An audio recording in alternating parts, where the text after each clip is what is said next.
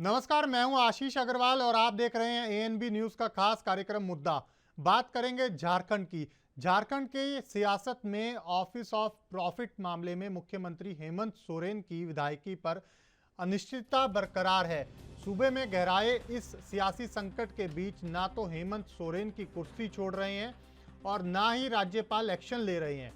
BJP और महागठबंधन दोनों ही अपने अपने स्तर पर सियासी दांव तो खेले जा रहे हैं, लेकिन फ्रंट फुट पर कोई नहीं है। बीजेपी डाल डाल तो हेमंत सोरेन पात पात चल रहे हैं। ऐसे में दोनों ही एक दूसरे के सियासी कदम पर अपनी नजरें गड़ाए हुए हैं। बता दें कि चुनाव आयोग ने ऑफिस ऑफ प्रॉफिट केस में हेमंत सोरेन की विधायकी रद्द करने की सिफारिश पिछले हफ्ते ही राजभवन को भेज दी थी, लेकिन 8 दिन से ज्यादा वक्त गुजर जाने के बाद भी सूबे के राज्यपाल रमेश बैस ने कोई एक्शन नहीं लिया। ऐसे में महागठबंधन के नेताओं का आरोप है कि मामले को जानबूझकर रोक रखा गया है ताकि बीजेपी को विधायकों की खरीद फरोख्त का टाइम मिल जाए। हालांकि बीजेपी ने इन आरोपों से इनकार करते हुए कहा था कि सोरेन इस स्थिति के लिए खुद जिम्मेदार हैं। उधर झारखंड में उपजे सियासी संकट के बीच सीएम हेमंत सोरेन ने अपने विधायकों को सुरक्षित करने के मकसद से छत्तीसगढ़ की राजधानी रायपुर में भेज रखा है। महागठबंधन के सभी विधायकों को छत्तीसगढ़ के रायपुर में रिजॉर्ट में ठहराया गया है। रिजॉर्ट के बाहर चप्पे चप्पे पर कड़ी सुरक्षा व्यवस्था की गई है। छत्तीसगढ़ में कांग्रेस की सरकार है, जबकि झारखंड में जेएमएम, कांग्रेस और आरजेडी मिलकर सरकार चला रहे हैं।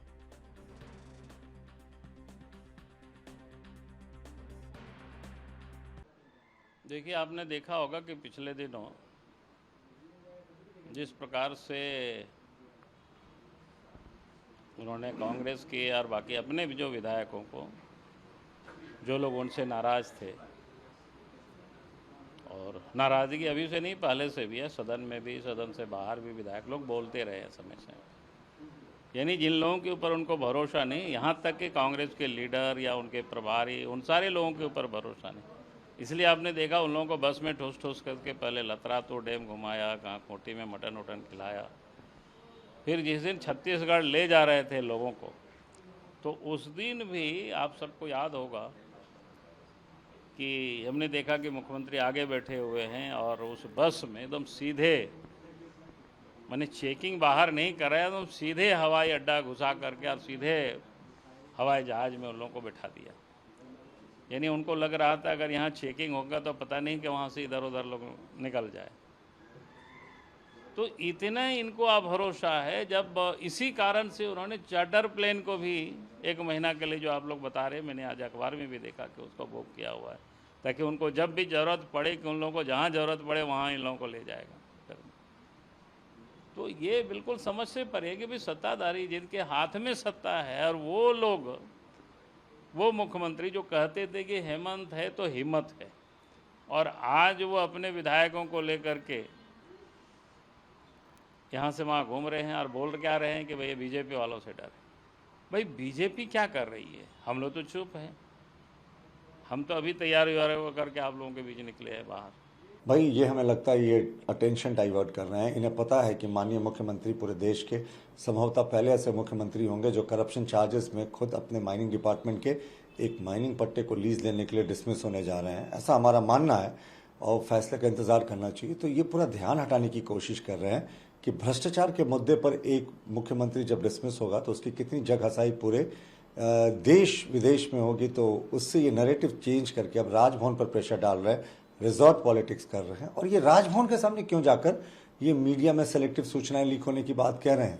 भाई पीआरडी डिपार्टमेंट इनका है, लीगल इनके टीम है, एडवोकेट जनरल इनके हैं, क्यों नहीं इन्होंने उन मीडिया हाउसेस को नोटिस दिया जो लगता है इन्हें कि ये फेक न्यूज़ पब्लिश कर रहे हैं? हमें नहीं लगता कोई भी मीडिया हाउस जो है फेक न्यूज़ पब्लिश कर रहा है, लेकिन होता है ना, सत्ता में बैठे जब हुक्मरानों को लगता है कि उनके हिसाब से मीडिया नहीं चल रही, तो वो मीडिया की निष्पक्षता पर प्रश्न करते हैं, और यही सोर्सेज जब उनके लायक न्यूज़ देते हैं तो सही होते हैं, जब उनके खिलाफ न्यूज़ जाती हैं तो ये सोर्स पर प्रश्न उठने लगता है। देखिए, भारतीय जनता पार्टी लगातार लोकतांत्रिक मूल्यों की हत्या करती हुई चली आ रही है। Bharatiya Janata party democratic elected government को इस तरीके से गिराने का, किसी भी हथियार किसी भी प्रकार से गिराने का जो प्रयास करे, ये बिल्कुल ही गलत है। और राजभवन को केंद्र सरकार के प्रतिनिधि के रूप में काम नहीं करना चाहिए। राजभवन को अपने दायित्वों का निर्वहन करना चाहिए और किस प्रकार से झारखंड राजभवन की तरफ से कुछ चीज़ें लीक हो रही हैं सेलेक्टिवली, उसके बारे में उन्हें विचार करना चाहिए। देखिए, झारखंड में जो हो रहा है पूरा देश दुनिया देख रही है और भारतीय जनता पार्टी जहां पर चुनाव नहीं जीत पाती, जहां जनता उनको जनादेश नहीं देती, वहां वो लोकतंत्र में जबरन सरकार बनाते हैं। इसी तरीके से मध्य प्रदेश, इसी तरीके से गोवा में, महाराष्ट्र में, किन किन राज्यों में जबरन सरकार बनाई है। विधायक खरीद लेते हैं, किसी को डरा देते हैं, किसी को धमका देते हैं। वही सिलसिला झारखंड में चल रहा है। मुझे लगता है लोकतंत्र को बचाने के लिए एक बार फिर मुझे लगता है कि पुनः विचार होना चाहिए कि उनकी अयोग्यता पर एक बार चुनाव आयोग को। चर्चा की शुरुआत करेंगे। दो खास मेहमान हमारे साथ जुड़ रहे हैं। कांग्रेस से सीके ठाकुर साहब हमारे साथ हैं और आनंद सांवरिया जी, नेता बीजेपी, हमारे साथ जुड़ रहे हैं। सबसे पहले ठाकुर साहब, आप ही के पास आऊंगा। क्या लगता है, सस्पेंस क्यों बरकरार है, फैसला नहीं आ रहा है, लंबा इंतजार हो गया है अभी तक? आशीष भाई, देखिए, पिछले 8 दिनों से राज्यपाल जी इलेक्शन कमीशन ने अपना रिपोर्ट सौंपा। रिपोर्ट सौंपने के बाद उनको आगे तुरंत अपना फैसला सुनाना चाहिए जी। क्या इलेक्शन कमीशन ने फैसला सुनाया और आप आयोग घोषित कर रहे हैं या चुनाव लड़ने से वंचित करने कितने दिनों तक, इनको तुरंत फैसला करना चाहिए। लेकिन केंद्र के इशारे पर, माननीय अमित शाह जी, माननीय नरेंद्र मोदी जी के इशारे पर ये चाहते हैं कि यहाँ पर पुनः भारतीय जनता पार्टी की सरकार किसी तरह से सत्ते में आ जाए और खरीद फरोख्त की संभावनाओं से इनकार नहीं किया जा सकता है। और लोग पीछा कर रहे हैं, हर जगह लोग जो है विधायकों को किसी तरह से अपने कब्जे में लेने के लिए भारतीय जनता पार्टी के लोग कोशिश कर रहे हैं कि लेकर के पुनः अपनी सरकार को बनाने की कोशिश करें। तो इस ढंग से हॉर्स ट्रेडिंग का मामला बन जाता है और इस राज्य में फिर अराजकता फैलेगी। तो मुझे लगता है कि माननीय महामहिम राज्यपाल जी को तुरंत फैसला सुना देना चाहिए था। फिर आज वो दिल्ली गए, पता चला आज फिर से दिल्ली गए, क्या रिपोर्ट लेने गए या देने गए हैं ये तो उस पर डिपेंड करता है। लेकिन इस ढंग का माहौल नहीं होना चाहिए। ये जो है भारतीय जनता पार्टी और महामहिम के पर प्रश्न चिन्ह उठता है कि ऐसा क्यों कर रहे हैं। आशीष भाई, बिल्कुल, आपने सवाल गंभीर खड़े किए हैं, लेकिन राज्यपाल कार्यालय की तरफ से ये कहा गया था कि टेक्निकली जो कानूनी बिंदु हैं उनके ऊपर विचार विमर्श किया जा रहा है, उसके बाद ही फैसला दिया जाएगा। तो हो सकता है कि शायद अभी जो कानूनी बिंदु हों उनके ऊपर जो R&D है वो पूरी ना हो पाई हो, इसी के चलते फैसला लटक रहा हो। ठाकुर साहब, ऐसी संभावना है, लेकिन इलेक्शन कमीशन ने साफ साफ कहा कि अब आगे राज्यपाल की मर्जी है। मैंने अपना फैसला सुना दिया, वो क्या करेंगे उन पर डिपेंड है। अब अपना जो ले रहे हैं तो 8 दिन नहीं लग जाते, ठीक है, 8 दिन लगे 10 दिन लगे कोई बात नहीं है। लेकिन इस बीच जो है भारतीय जनता पार्टी के द्वारा काफी प्रयास चल रहा है झारखंड में कि किस तरह से विधायकों का खरीद फरोख्त हो और हम भारतीय जनता पार्टी अपनी सरकार बना ले, जिस ढंग से अन्य प्रदेशों में इन्होंने किया है और करने की कोशिश जारी रखा है अन्य जगहों पर भी। ठीक है आनंद जी, आरोप गंभीर हैं कांग्रेस के कि अभी तक भाजपा प्रयास कर रही है विधायकों की जोड़ तोड़ का, और यही वजह है कि उनको आशंका है कि फैसला लटक रहा है। आशीष जी, मैं ये कहना चाह रहा हूं कि कांग्रेस हो चाहे वो आम आदमी पार्टी हो, सब एक ही बात कहते हैं कि भाजपा खरीद फरोख्त करने में लगी हुई है। चलो, मैं कांग्रेस के प्रवक्ता जी को भी सुन रहा था, उनसे मैं उम्मीद नहीं कर रहा कि वो किसी कॉन्स्टिट्यूशनल ऑफिस में रेस्पेक्ट करेंगे। देखिए, गवर्नर बीजेपी का नहीं होता है, गवर्नर एक कॉन्स्टिट्यूशनल हेड है, संवैधानिक पद है, झारखंड के हेड है वहां पे। अब अगर मान लीजिए जिस दिन ये इलेक्शन कमीशन से ऑर्डर आया था कि हेमंत सोरेन को बर्खास्त कर दीजिए, अगर वो राज्यपाल महोदय उस दिन ये कर दे तो कांग्रेस ने कहना था कि देखिए साहब, कितनी जल्दी करके इनको बाहर निकाल दिया।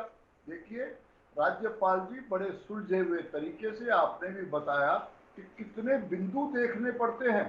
जो टिप्पणी चुनाव आयोग ने हेमंत सोरेन जी के बारे में की है, वो उसके लिए जिम्मेवार हेमंत सोरेन जी खुद हैं। वो मुख्यमंत्री जो कहता था कि हेमंत है तो मैं हिम्मत है, तो आज कहां गई हिम्मत? उनके लोग कह रहे, कांग्रेसी लोग कह रहे कि 50 आदमी उनके साथ है। देखिए आशीष जी, एक हवाई जहाज 1 महीने के लिए इन्होंने किराए पे लेकर रखा है। और किस लिए लेकर रखा है? कि सब लोगों को एक जहाज में बैठा करके ले जाओ। मैं ये कहना चाह रहा हूं, हेमंत जी, सोरेन जी, अगर ये 50 आदमी आपके साथ हैं तो आप रांची में बैठे रहिए ना। आपको कोई भी, आप बार बार कहते हैं कि बीजेपी डराती है। बीजेपी, आशीष जी, आपको तो नहीं डराती, किसी और एमएलए को। जिस एमएलए ने गड़बड़ी करी है, जिसके घरों में नोट निकल रहे हैं, उनको ही डर ठीक है, लगेगा। ठीक है, मैं आऊँगा आनंद जी, जो बार बार लौटूंगा आपके कहते हैं, पास। आनंद जी लौटूंगा आपके पास। ठाकुर साहब, एक इम्पॉर्टेंट क्वेश्चन है, सवाल है एक अहम। एक सप्ताह भर से ज़्यादा हो गया है ये आरोप प्रत्यारोप का सिलसिला चल रहा है, लेकिन अभी तक आपके विधायकों की जो पहले दिन से बात चल रही है तोड़ जोड़ की, उसको लेकर कोई प्रामाणिक साक्ष्य भी हैं ये महागठबंधन के पास? कोई जेएमएम के पास हो, देखिए प्रामाणिक कांग्रेस के पास हो, किसी विधायक से बीजेपी के किसी नेता ने संपर्क किया हो, कोई उनका ऑडियो हो, कोई नाम हो कि इस नेता ने बीजेपी के इस विधायक से संपर्क किया है और उसको ये ऑफर दिया है? कोई प्रामाणिक चीज भी है कि सिर्फ बयानबाजी पर ही सारा सिलसिला टिका हुआ है? देखिए, ये प्रामाणिकता तो कहीं दिखते नहीं, चूंकि इतने छुपे रुस्तम लोग काम करते हैं। आपको याद होगा कि महाराष्ट्र में जिस ढंग से विधायकों को तोड़ करके असम ले जाया गया और वहां से फिर सरकार बनी और महाराष्ट्र में लोग आ गए, तो ये प्रयास निरंतर जारी है। नहीं, कोई आपको प्रमाण ऐसा नहीं मिल जो रहा। ठाकुर साहब, आपको आपकी पार्टी के विधायकों पर तो भरोसा होगा ना? निश्चित रूप से है। है। और अगर उनमें से किसी भी विधायक के पास किसी भी बीजेपी नेता का फोन गया होगा तो स्वाभाविक है वो आप लोगों को इन्फॉर्म करेंगे कि फलाने नेता ने हमें अप्रोच किया और ये ऑफर दिया हमें। तो क्या अभी तक आपके किसी विधायक ने ऐसी कोई जानकारी दी है कि पिछले 8 दिन में 10 दिन में हमें कोई संपर्क किया गया है इस नेता की तरफ से? क्योंकि मैं, ये जो सवाल है, जनता जनार्दन इस चीज़ को समझना चाहती है। बीजेपी ने महाराष्ट्र में जो किया, बीजेपी ने गोवा में जो किया, वो सबके सामने है, मैं उसकी तो बात ही नहीं कर रहा। मैं सवाल ये कर रहा हूं कि अभी जो सिलसिला झारखंड में है उसके कोई साक्ष्य हैं आप लोगों के पास? नहीं, अभी कोई साक्ष्य नहीं है, लेकिन प्रयास जारी है उन लोगों का। और लोग, हमारे विधायक उन तक पहुंच नहीं पा रहे हैं और ना उनको पहुंचने दिया जा रहा है, इसलिए उनसे दूर रखा जा रहा है ताकि वो किसी भी तरह का प्रेशर बनाए। किलेबंदी पैसे से किलेबंदी बहुत टाइट है छत्तीसगढ़ में, इसीलिए शायद भाजपा की इस बार गोटियां फिट नहीं हो रही, यही कहना चाह रहे हैं आप? जी, आपके देखिए आशीष भाई, आपके पास सरकार है, आपके पास पूरी एजेंसी है, मीडिया है, आप लोग, आप ये पता लगाइए कि महामहिम राज्यपाल जी रमेश बैस जी आज दिल्ली गए, वो दिल्ली में कहां कहां मिल रहे हैं।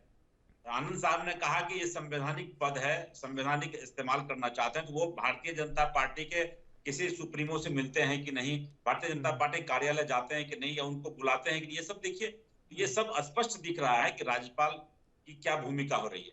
राज्यपाल अपने स्तर से वो बिल्कुल, उनको एक मौन चेहरा बना करके रखा गया है कि अभी फैसला मत दो, देखेंगे, कुछ हमारी बात बन जाएगी तो आगे बढ़ाएंगे। ठीक है, ठीक है आनंद जी, लगातार, हाँ मैं आप ही के पास आ रहा हूँ। सवाल जो हैं कहीं ना कहीं कांग्रेस या यूं कह लीजिए जेएमएम या तमाम जो महागठबंधन के नेता हैं, वो सवाल तो लगातार बीजेपी पर ही उठा रहे हैं। और आप सीधे सीधे कहीं ना कहीं, हालांकि संवैधानिक पद है तो गरिमा, उनका सब मर्यादाओं का ध्यान रखना होता है, लेकिन क्योंकि कांग्रेस ने सवाल उठाया है, मैं जवाब आपसे ले लेता हूँ। आप, क्या वाकई में कोई इस तरह की मुलाकातें हो रही हैं जो ये सवाल उठाए जा रहे हैं कांग्रेस की तरफ से दिल्ली में? देखिए आशीष जी, मुझे बड़ा अचंभा होता है कि आप इतने सुलझे हुए एंकर हैं, एक बहुत बड़े फेमस इंटरनेशनल टीवी पे बैठे हुए हैं और आज मुद्दे पे बात कर रहे हैं। जी। आपने सवाल पूछा ठाकुर जी से कि क्या किसी बीजेपी के नेता ने आपके एमएलए से कांटेक्ट किया, तो इन्होंने ये नहीं कहा कि नो इनको पता नहीं है, प्रूफ मांगा आपने। अभी इससे पहले, कांग्रेस से पहले आम आदमी पार्टी ने दिल्ली में कहा कि एक एमएलए 20 करोड़ में बीजेपी खरीद रही है, तो 80-800 करोड़ का जो है मामला उन्होंने किया, लेकिन प्रूफ कुछ नहीं है। देखिए, कांग्रेस अपनी पॉपुलैरिटी जनाधार खो चुकी है और हेमंत सोरेन जी जिस तरह से पद का लाभ उठाया, और इलेक्शन कमीशन ने किसी के कहने से उनको पदच्युत नहीं किया, उन्होंने कंक्रीट प्रूफ मिले हैं, उनको मौका मिला है कि वो उनको बचाते। तो अब वो क्या कह रहे हैं कि हाँ वो देखिए माइंस तो मेरी थी पर मैं उसमें खुदाई नहीं कर रहा था। देखिए, ये जितने भी एमएलए लेके ये हवाई जहाज में घूम रहे हैं, चार्टर्ड प्लान किया 1 महीने के लिए, तो ये सारे के सारे एमएलए सरकार से इतने ज्यादा दुखी हुई हैं, चाहे वो कांग्रेस के एमएलए हो, चाहे वो झारखंड के जेएम के एमएलए हो, वो जिस वक्त भी शक्ति परीक्षण आएगा तो उस वक्त उसको डिच कर देंगे, लेकिन वो मौका नहीं आएगा क्योंकि इलेक्शन कमीशन सबसे बड़ा अच्छा ठीक है, मैं इसका जवाब ले लेता हूँ। कह दिया है, ठीक है आनंद जी, के पद पे इन्होंने इलेक्शन लड़ा है, तो हेमंत जी के कुछ घंटे बाकी हैं और आने वाले समय में माने, अब ठाकुर साहब कह रहे हैं कि क्या गवर्नर साहब बीजे ऑफिस में नहीं जाते हैं? भाई ठाकुर साहेब बीजेपी ऑफिस भी जाते हैं, कांग्रेस के जो गवर्नर हैं वो क्या आपके उसमें 10 जनपद पे नहीं जाते हैं? ये चीजें अच्छी नहीं लगती हैं। एक बार जब गवर्नर या राष्ट्रपति संवैधानिक पद की मर्यादा रखनी जरूरी है, छोड़ा है, तो कांग्रेस से मैं उम्मीद नहीं करता। पूरे समय के साथ, पूरे प्रूफ के साथ, पूरे जो भी कानूनी कार्रवाई के साथ में हेमंत जी को बाहर निकलना ही पड़ेगा। ठीक है, जवाब ले लेते हैं आनंद जी, जरा मैं जवाब ले लूं। ठाकुर साहब, एक सवाल आनंद जी का, वो बार बार जब से चर्चा शुरू की है हमने ये उठा रहे हैं कि एक हवाई जहाज किराए पर ले रखा है पूरे महीने के लिए, सच है क्या? नहीं, ये गलत न्यूज है। ये समाचार जो है बिल्कुल गलत है। ऐसा कोई किराए पे नहीं लिया गया है, और जब जरूरत पड़ेगी तो छत्तीसगढ़ और झारखंड बगल में है, बाय रोड भी लोग आ जाएंगे, ऐसा कुछ भी नहीं है। लेकिन अपनी सुरक्षा के लिए, चूंकि जिस ढंग से हमने महाराष्ट्र में देखा, जिस ढंग से बिहार में किया जा रहा था भारतीय जनता पार्टी के द्वारा, आपने देखा होगा कि वहां के विधायकों को, जनता दल यूनाइटेड के विधायकों को, कांग्रेस के विधायकों को खरीदने की कोशिश की जा रही थी। वहां तो चर्चे में आई थी और वहां कई प्रूफ भी लगा, आरसीपी को इसलिए इस्तेमाल किया जा रहा था। तो वो उनको उसी तरह का हॉर्स ट्रेडिंग ना हो, इसको रोकने के लिए माननीय हेमंत सोरेन जी ने कहा कि भाई आप लोग एक सुरक्षित जगह में चलो, चूंकि कांग्रेस का वहां पे राज्य है, कांग्रेस का शासन है, वहां के मुख्यमंत्री कांग्रेस के, तो हम लोग सुरक्षित रहेंगे ताकि वहां पर कोई जो है हम लोग को तंग ना करे। और इस ढंग की बातें तो लगातार भारतीय जनता पार्टी कर रही है। आपको एक बात बताते हैं आशीष भाई, देख लीजिए कि भारतीय जनता पार्टी का जहां भी लगता है कि हम कुछ तोड़ मरोड़ के सरकार बना लेंगे, वहां पे लगातार ईडी, सीबीआई और इस तरह के काम को लगातार कारनामा करते रहते हैं। और जहां पर आप हेमंत बिस्वाल शर्मा जी को देखिए, उनका जो है पूरे भ्रष्टाचार का मामला बिल्कुल वहां खत्म हो गया मुख्यमंत्री जी का। तो ऐसे काम के लिए भारतीय जनता पार्टी जाना जाता है। तो अब हम लोगों को सुरक्षित रखना है कि झारखंड की जनता ने जो मैंडेट दिया है यूपीए को, उस यूपीए के मैंडेट को झारखंड की जनता का सम्मान करते हुए हमें इस तरह का किलेबंदी करना जरूरी है। नहीं तो ये भ्रष्टाचार में पूरी तरह से भारतीय जनता पार्टी लिप्त है और हमेशा विधायकों को तोड़ मरोड़ करके हर राज्य में अपना सरकार बनाना चाहते हैं। इसलिए हम लोग अपनी सुरक्षा के लिए, इस राज्य की सुरक्षा के लिए हम लोग चाहते हैं कि ठीक है, अभी आप आनंद भाई कह रहे थे कि हेमंत सोरेन जी खुद जो है लीजिंग मामले में फंस गए। लीजिंग मामला हो सकता है कि एक इत्तेफाक एक भूल हो, ये हो सकता है, लेकिन उनकी कोई ऐसी मंशा नहीं थी कि हम वहां लूट मचाएंगे।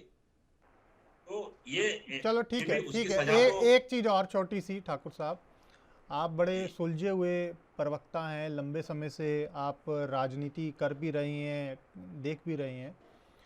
आंकड़ों के लिहाज से झारखंड में महागठबंधन मुझे लगता है चिंता मुक्त है।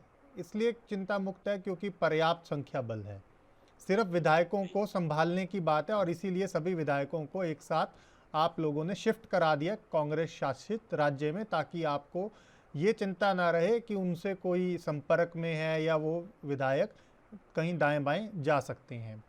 लेकिन एक छोटी सी चीज़ फिर भी संशय के तौर पर सवाल पूछ रहा हूं, क्योंकि संशय जब भी ऐसी स्थिति होती है बना रहता है।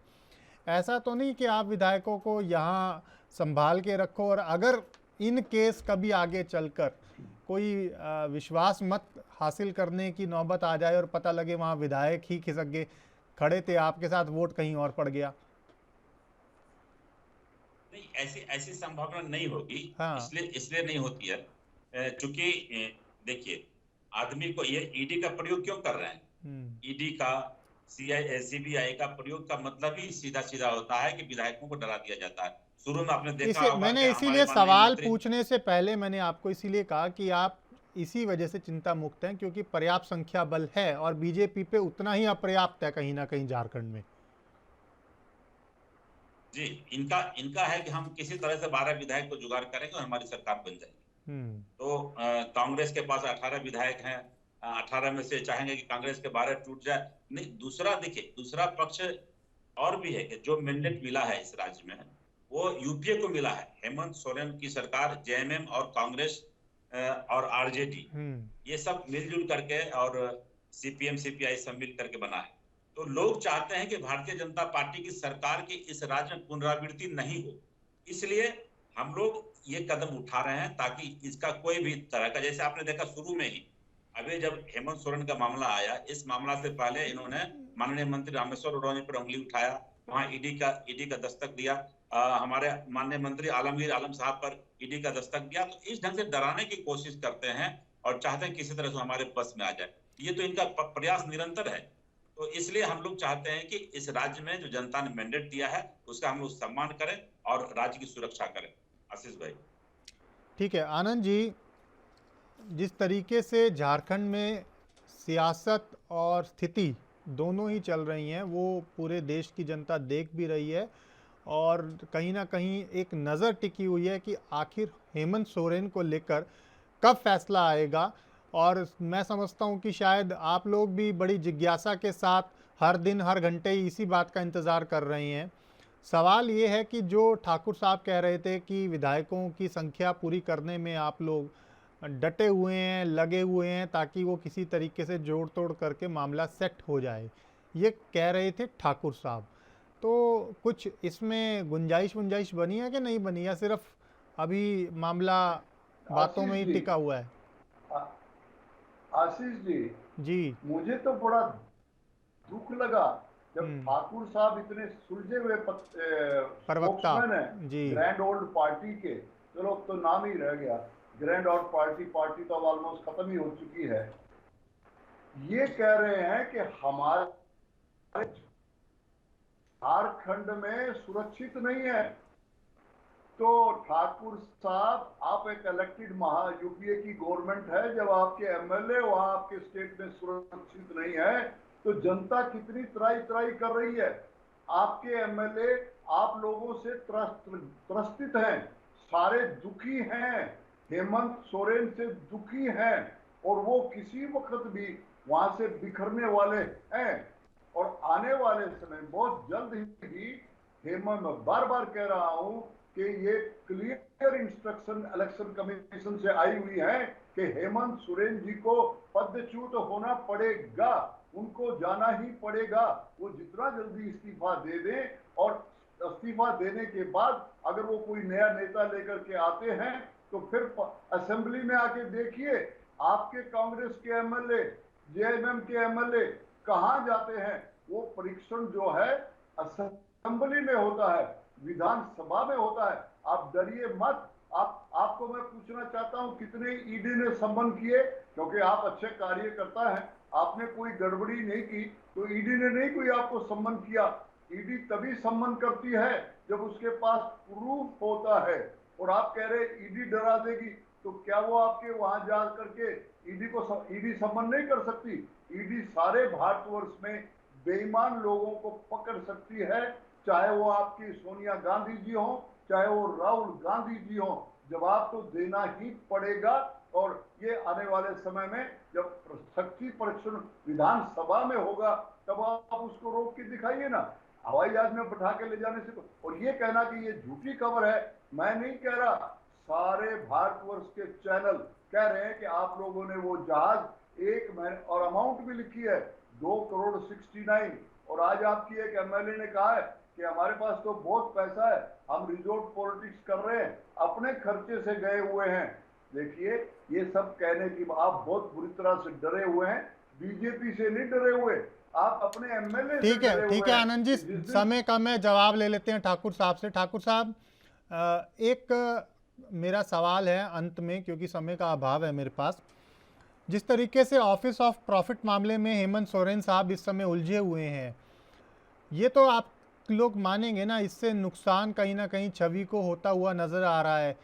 इस तरह की चीज़ें नहीं होनी चाहिए थी। मुख्यमंत्री स्तर के एक नेता को ऐसे मामलों में कम से कम, चाहे वो अनजाने में ही उलझे हों जैसा कि आप लोग कह रहे हैं, लेकिन तब भी नहीं उलझना चाहिए था। पूरी सरकार पर संकट बन गया है। जी बिल्कुल नहीं उलझना चाहिए। देखिए, इसके लिए तो हम लोग तैयार हैं कि जो सजा है आप सजा दीजिए, लेकिन आप देर क्यों कर रहे हैं? देर करने का मतलब है कि आप कहीं न कहीं नजरें बिछाए बैठे हैं कि हमारी सरकार बन जाए। दूसरी बात, अभी चूंकि लंबी बहस हो जाएगी, आपको याद होगा कि यूपीए की सरकार में जो 2G स्पेक्ट्रम हुआ था घोटाला, हम लोग उसको कहे थे, तो 2G में कांग्रेस की सरकार ने उसको सजा देने का काम किया था, उसे ए राजा को सजा देने का काम किया था। आज 5G स्पेक्ट्रम में जो घोटाला हुआ, जो मिनिमम कॉस्ट पर उसको दे दिया गया किसी कंपनी को, उस पर जब जांच होगी तो आप बताइए देश कहां जाएगा? एक एक चीज देश का, जो महंगी चीज है, जो अधिक से अधिक कंपनी पर दाम लगाया जा सकता है, उस चीज को सस्ते से सस्ते दामों में अपने मित्रों को माननीय मोदी जी देते जा रहे हैं। तो ये घोटाला नहीं है क्या? ये बहुत बड़ा घोटाला निकलेगा आने वाले समय में, देखिएगा आशीष भाई। और चलिए ठीक है, हेमंत सोरेन जी से गलती हुई या फिर अनजाने में जो भी गलती हुई है, लेकिन उसका यदि जनता पे इम्पैक्ट होता, तो अभी जो बंधु तिर्की जी का सदस्यता चला गया और उस पर उनकी बेटी कांग्रेस के टिकट पर चुनाव लड़ करके दिखाई, बढ़ चढ़ के लोगों ने हिस्सा लिया और मैक्सिमम वोट से भारतीय जनता पार्टी के लोगों को हराने का काम किया। उसी ढंग से अभी पुनः चुनाव में जाएंगे हेमंत सोरेन। मैं बता रहा हूं कि अधिक से अधिक वोट से हेमंत सोरेन जीतने का काम करेंगे। ठीक है, बहुत शुक्रिया आप दोनों खास मेहमानों का हमारे साथ इस चर्चा में जुड़ने के लिए। तो झारखंड में सियासी सस्पेंस बरकरार है, देखना ये होगा कि राज्यपाल कब तक फैसला लेते हैं। आज के लिए मेरे साथ इतना ही। आप देखते रहिए ANB न्यूज़। नमस्कार।